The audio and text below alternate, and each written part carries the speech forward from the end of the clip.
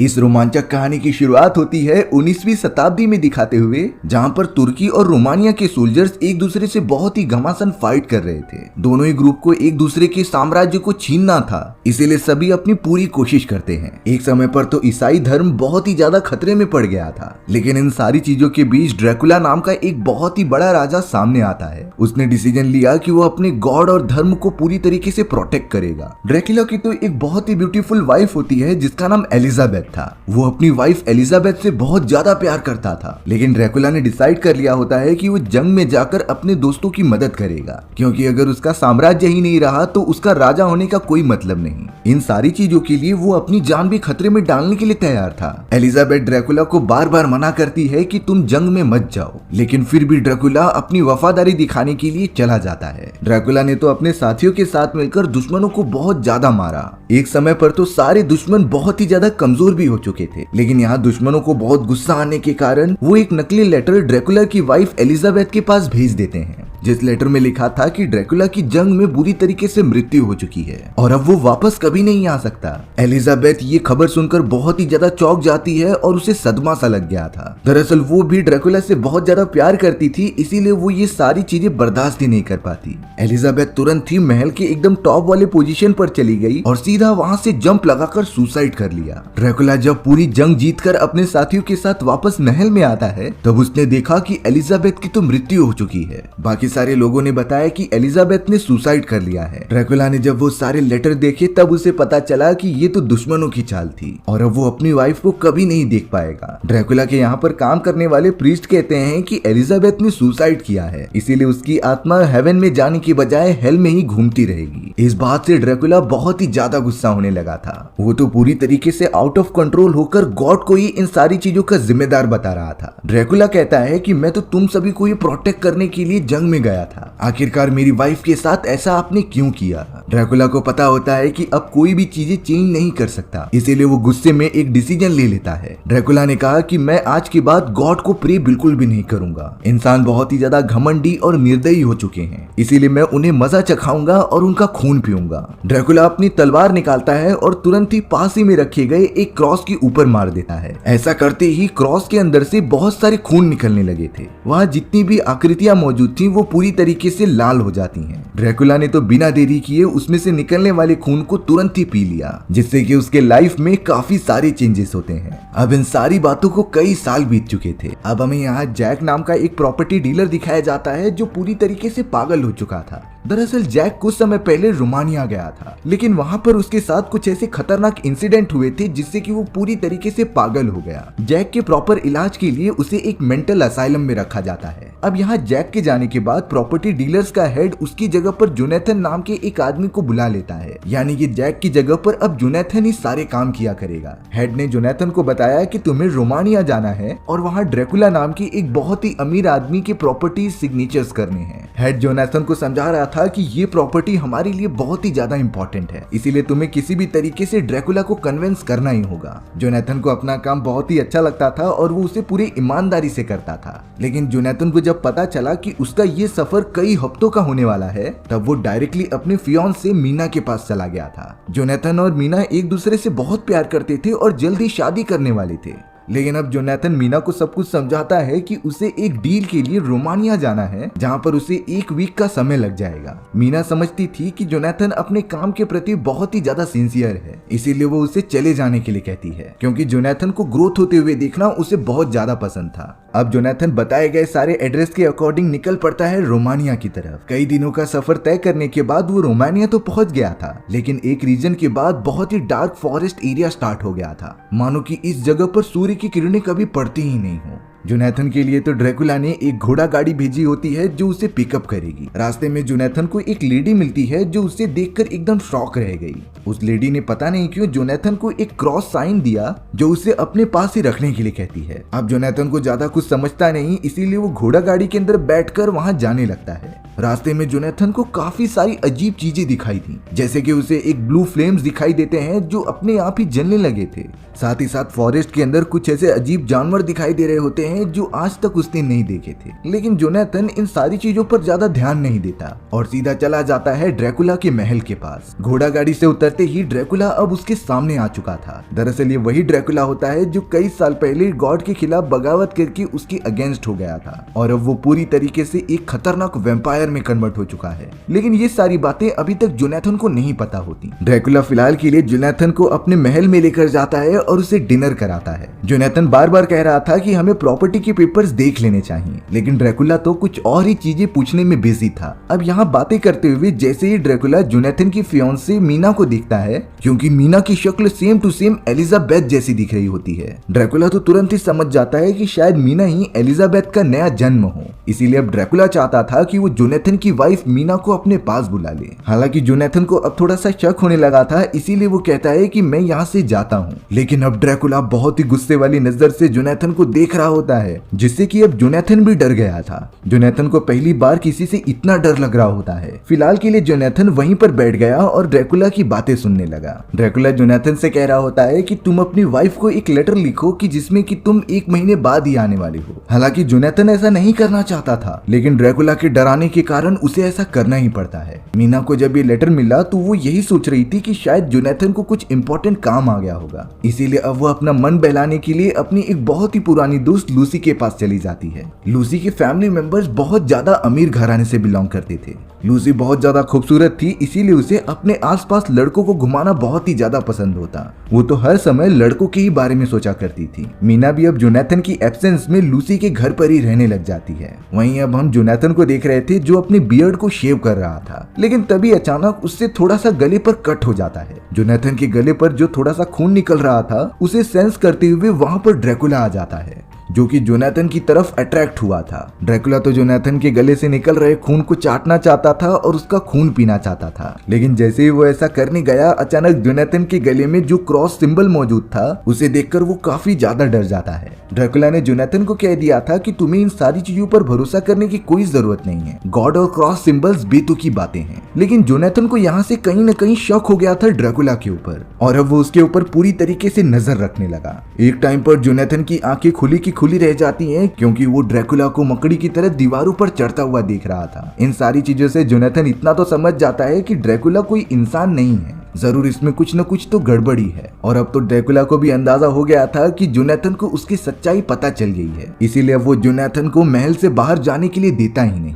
Jonathan पूरी तरीके से समझ गया था कि शायद जो पिछली बार लॉयर आया था उसे और किसी ने नहीं बल्कि ड्रैकुला ने ही पागल कर दिया होगा। लेकिन जोनाथन डिसाइड करता है कि वो इस महल से किसी भी तरीके से बाहर निकलेगा। अब तो वो बड़ी बारीकी से अपने सारे कदम बढ़ाने लगता है। ड्रैकुला भी अब जोनाथन का लगातार पीछा कर रहा था। जोनाथन जब महल के अंदर घूम रहा था तभी अचानक उसके ऊपर 3 फीमेल वैम्पायर्स ने हमला कर दिया होता है। वो तीनों वैम्पायर्स तो सबसे पहले जोनाथन को अट्रैक्ट करती हैं और फिर उसका खून पीने चली जाती हैं। लेकिन वो तीनों ऐसा करती उससे पहले ड्रैकुला वहां आकर उन सभी को रोक ले रहा था, क्योंकि वो कह रहा था कि जोनाथन मेरा शिकार है। ड्रैकुला ने तो उन तीनों वैम्पायर्स का पेट भरने के लिए एक बच्चे को निकाला और उन्हें सौंप दिया, जैसे कि वो बड़े मजे से खा रही थी। जोनाथन की आंखों के सामने ये सारी चीजें भी कभी हो सकती हैं, उसने ऐसा कभी एक्सपेक्ट नहीं किया था और वो बहुत ही ज्यादा फ्रस्ट्रेट होकर चिल्लाने लग जाता है, क्योंकि उसे यहाँ से बाहर निकलना है। वहीं दूसरी तरफ अब हमें ड्रैकुला के कई सारे वर्कर्स दिखाए जा रहे थे जो महल की मिट्टी को निकालकर कई सारे बॉक्सेस में भरते जाते हैं, क्योंकि ड्रैकुला को थोड़े प्रॉपर्टी के सिलसिले में लंदन जाना था और ड्रैकुला तो सिर्फ अपनी महल की मिट्टी में ही बहुत ही ज्यादा पावरफुल हो सकता था। अगर ऐसा नहीं हुआ तो वो कमजोर पड़ जाएगा, इसीलिए वो साथ में बहुत सारी मिट्टी भी लेकर जाता है। ड्रैकुला तो सारा सामान बोट के ऊपर डालकर निकल पड़ा था अपने सफर पे।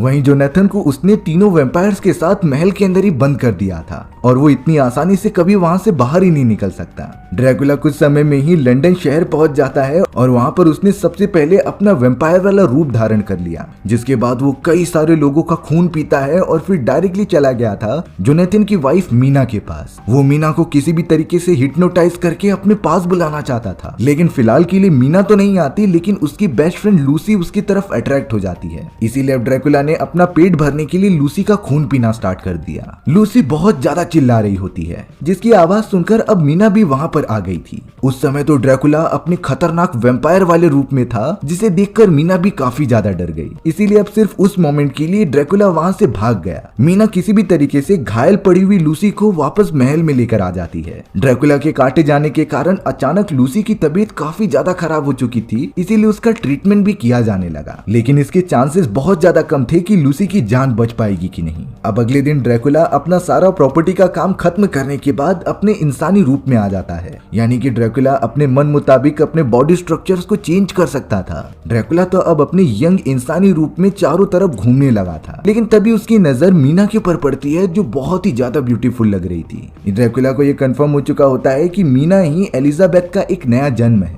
इसीलिए अब वो उसे किसी भी तरीके से पाना चाहता था। अब ड्रैकुला तो सीधा मीना के पास जाकर कहता है कि मैं एक रिपोर्टर हूँ जो ब्यूटीफुल लड़कियों की फोटोज खींच रहा हूँ। मीना तो थोड़ा सा डर गई थी क्योंकि वो एक स्ट्रेंजर था, लेकिन फिर भी ड्रैकुला मीना को अपनी बातों में फंसाने लगा। वो तो उससे कहता है कि मैं शहर में नया आया हूँ और मुझे कुछ भी पता नहीं है, तो क्या तुम मुझे गाइड कर सकती हो कि नहीं। अब यहाँ जोनाथन नहीं था, इसीलिए मीना काफी अकेली हो चुकी थी, तो वो ड्रैकुला के साथ कुछ टाइम स्पेंड करने चली जाती है। वो तो उसे एक सिनेमा थिएटर में लेकर चली गई थी, जहाँ पर काफी सारे लोग मजे कर रहे थे। अब ड्रैकुला को यहाँ पर एक मौका मिल गया कि वो मीना का खून पी ले, लेकिन वो जैसे ही ऐसा करने जाता है तभी उसे याद आया कि ये तो मेरी वाइफ है और अगर मैं चाहूँ तो इसके अंदर मौजूद पुरानी मेमोरीज को वापस ला सकता हूँ। इसीलिए ड्रैकुला अब मीना को कुछ भी नहीं करता। वहीं दूसरी तरफ अब हमें पता चला कि लूसी की तबीयत पहले से काफी ज्यादा बिगड़ चुकी है। कई बड़े बड़े डॉक्टर्स देखने के बाद भी कुछ नहीं कर पा रहे थे। अब लूसी का फियांसे, जिसका नाम आर्थर होता है, वो भी वहाँ पर आ चुका था। उसने तो अपने सभी लोगों से कह दिया कि चाहे जितने भी पैसे लग जाए, मेरी लूसी किसी भी तरीके से ठीक होनी चाहिए। पर इतने बड़े बड़े डॉक्टर्स भी इसका कुछ इलाज नहीं निकाल पा रहे थे।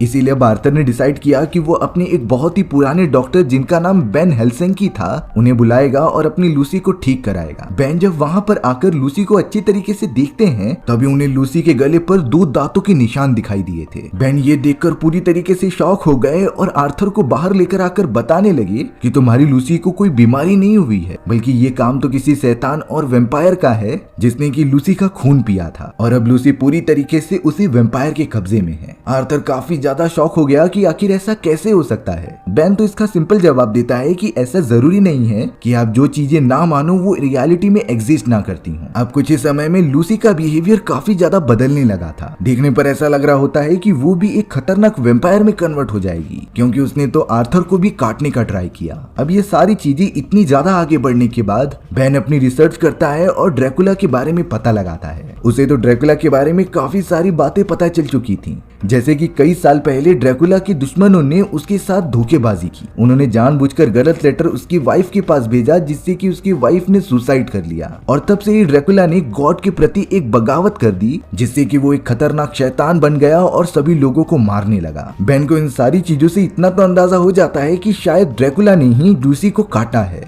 अब हमें दूसरी तरफ मीना को दिखाया गया, जो ड्रैकुला के साथ काफी सारा टाइम स्पेंड कर रही थी। जोनाथन की पूरी कमी ड्रैकुला उसे प्रोवाइड कर दे रहा था, इसीलिए अब कहीं न कहीं मीना भी उसे पसंद करने लगी थी। ड्रैकुला तो पूरी कोशिश करता है कि मीना को अपने पुराने जन्म की सारी बातें याद आ जाएं, और होता भी कुछ ऐसा ही है। मीना जो अब ड्रैकुला को पसंद करती थी, वो बोल रही होती है कि मुझे हर रात कुछ ऐसे सपने आते हैं कि मैंने अपने लवर के लिए जान दे दी, लेकिन अब मुझे उसके पास वापस जाना है। ड्रैकुला ये सुनते ही काफी ज्यादा खुश हो गया, क्योंकि अब शायद मीना को सब कुछ याद आ रहा है। इसीलिए वो अब और भी ज्यादा उसे बताने लगा, जिससे कि मीना को ये एहसास हो जाता है कि उसका सच में एक पुनर्जन्म हुआ है, यानी कि अब सारी चीजें ड्रैकुला के प्लान के अकॉर्डिंग ही चल रही थी। वहाँ अब महल में जोनाथन, जो इतने दिनों से कैद था, वो किसी भी तरीके से उन तीनों वैम्पायर्स को चकमा देकर बाहर निकलने में कामयाब हो जाता है, जिसके बाद वो लगातार भागते हुए एक चर्च के अंदर आ चुका था। यहाँ से जोनाथन अपनी फियांसी मीना को एक लेटर लिखता है कि तुम जल्द से जल्द रोमानिया आ जाओ और हम यहीं शादी कर लेंगे। कुछ दिनों बाद जब मीना को भी ये लेटर मिला तो वो काफी ज्यादा खुश हो जाती है, लेकिन उसे ड्रैकुला के लिए काफी बुरा लग रहा था। मीना ने फिर भी ड्रैकुला को एक लेटर लिख दिया कि मैं जोनाथन के साथ रोमानिया जा रही हूँ शादी करने के लिए, इसीलिए अच्छा होगा कि तुम मुझे भूल जाओ। ड्रैकुला ने जब ये सारी चीजें पढ़ी तब वो काफी ज्यादा गुस्सा होने लगा था और अब तो वो अपने वेम्पायर वाले रूप में आ जाता है, जो सीधा लूसी के पास आ गया और उसे फिर से काटने लगा। यहाँ लूसी तो पूरी तरीके से पागल हो चुकी थी और आखिर में मर भी जाती है। आर्थर और लूसी के सारे रिलेटिव्स काफी ज्यादा उदास हो जाते हैं उसकी इस तरीके की मौत के कारण, लेकिन किसी को अंदाजा नहीं होता कि ड्रैकुला के काटे जाने पर लूसी भी एक वेम्पायर बन चुकी है, जो अभी सिर्फ मरने का नाटक कर रही थी। अगले दिन लूसी का अच्छी तरीके से फ्यूनरल कर दिया जाता है, लेकिन यहाँ डॉक्टर बेन को अंदाजा था कि लूसी इस तरीके से तो नहीं मर सकती, इसीलिए कुछ दिनों बाद वो आर्थर और कुछ लोगों के साथ लूसी के कॉफिन के पास जाते हैं देखने के लिए। पर शॉकिंग बात थी कि कॉफिन के अंदर कोई नहीं होता। अचानक लूसी पीछे की तरफ से आती है जिसके हाथ में एक छोटा बच्चा था। जब बेन और आर्थर ने उसका चेहरा देखा तब लूसी पूरी तरीके से एक वेम्पायर में कन्वर्ट हो चुकी थी, जो शायद उस बच्चे को खाने के लिए आती है। लेकिन बेन पूरी तैयारी के साथ आया था, उसने किताब में सारी चीजें पढ़ ली होती हैं कि कैसे वेम्पायर्स को मारा जाता है, इसीलिए बेन अपने हाथ में एक क्रॉस लेकर सीधा लूसी के पास चला गया, जिससे कि लूसी काफी ज्यादा डरने लगी। बेन तुरंत ही लूसी को कॉफिन में बिठाता है और उसका गला काट देता है, जिसके बाद उसने वही क्रॉस उसके पेट में घुसा दिया था। लूसी की तो अब पूरी तरीके से मौत हो चुकी थी, पर फिलहाल के लिए असली खतरा तो अभी बाकी था। जोनाथन तो अब बिना देरी किए मीना के साथ शादी कर लेता है और वो दोनों ड्रैकुला से बचने के लिए कहीं दूर चले गए थे। कुछ समय बाद जोनाथन और मीना बेन हेल्सिंकी के पास चले गए थे,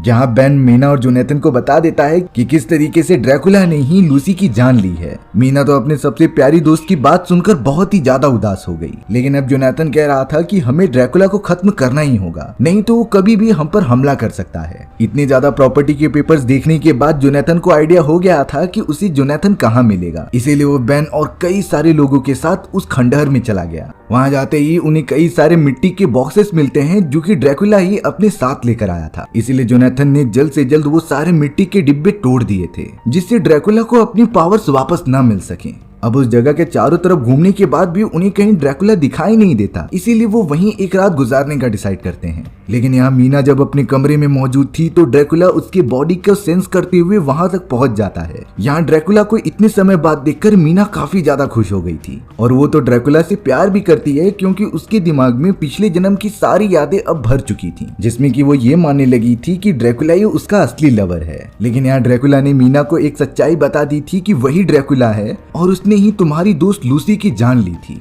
मीना ये बात सुनकर बहुत ज्यादा गुस्सा हो जाती है और ड्रैकुला को मारने लगती है, लेकिन मीना उससे अब दूर नहीं हो पा रही थी, इसीलिए वो कहने लगी कि तुम मुझे भी काट कर अपने जैसा बना दो। हालांकि ड्रैकुला बिल्कुल भी नहीं चाहता था कि मीना उसकी जैसी बने, पर बार बार इंसिस्ट करने के कारण ड्रैकुला उसे काट ही लेता है और अब कुछ ही दिनों के अंदर अंदर मीना उसी की तरह एक वेम्पायर बन जाएगी। वो दोनों एक साथ मौजूद ही थे, तभी अचानक बेन और जोनाथन वहां पर आ जाते हैं। ड्रैकुला तुरंत ही अपनी प्रोटेक्शन के लिए अपने वेम्पायर वाले रूप में आ गया था, जो काफी खतरनाक होता है। हालांकि बेन के पास क्रॉस का भी सिंबल मौजूद था, पर ड्रैकुला को इससे कुछ फर्क नहीं पड़ता और उसने तो पूरा जला ही दिया था। ड्रैकुला कहता है कि एक समय तक मैंने गॉड को बहुत ज्यादा माना है, मैं तो उनका हमेशा प्रे किया करता था, लेकिन गॉड ने कभी भी मेरे साथ अच्छा नहीं किया, इसीलिए अब मैं गॉड को मानने वाले सभी लोगों को खत्म कर दूंगा। फिलहाल के लिए जोनाथन मीना को वहां से लेकर आ जाता है, जिसके बाद बेन ने ड्रैकुला के ऊपर गोलियां चला दी थी। हालांकि ड्रैकुला को इससे कुछ होता नहीं, पर वो मल्टीपल चूहों में कन्वर्ट होकर वहां से भाग चुका था। जोनाथन अब बाकी सभी लोगों के साथ मीना को लेकर एक सेफ जगह पर आ जाता है। मीना की तबीयत काफी ज्यादा खराब होने लगी थी, जिस तरीके से लूसी की हुई होती है। जोनाथन काफी ज्यादा डर गया था, क्योंकि शायद अब मीना भी उसी की तरह वेम्पायर बन जाएगी और वो कभी भी मीना को खोना नहीं चाहता था। इसीलिए अब बेन मीना को हिप्नोटाइज करके ड्रैकुला की लोकेशन का पता लगाने की कोशिश करता है।